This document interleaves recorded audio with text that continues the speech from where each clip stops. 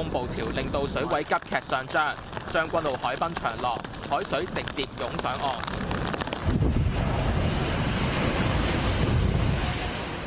淹浸海濱長廊。10幾米外嘅行人路，浪冇停過，沖散水馬，漂流喺水上面。水一路沖落去單車徑隧道，幾乎沒頂。風勢相當之大，有樹被吹冧，成排水馬冧低咗。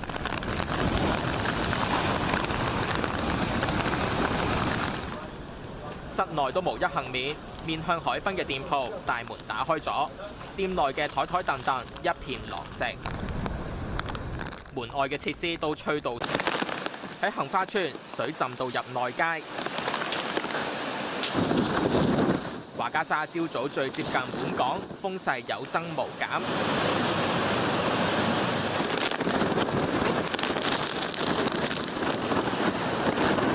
燈柱都吹到搖搖下，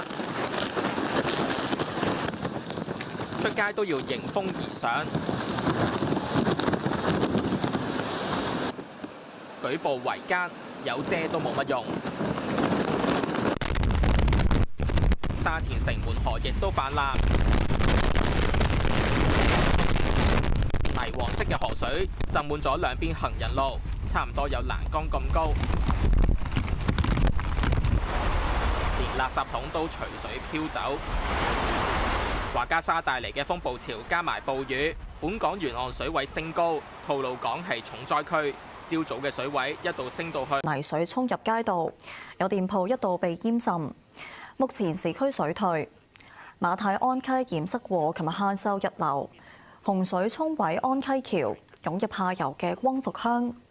消防局話，死者大部分係身處1樓走避唔切嘅長者，消防人員正係逐戶巡查，加緊搶救。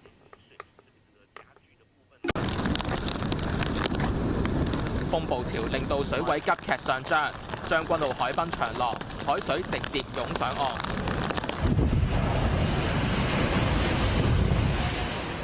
淹浸海濱長廊。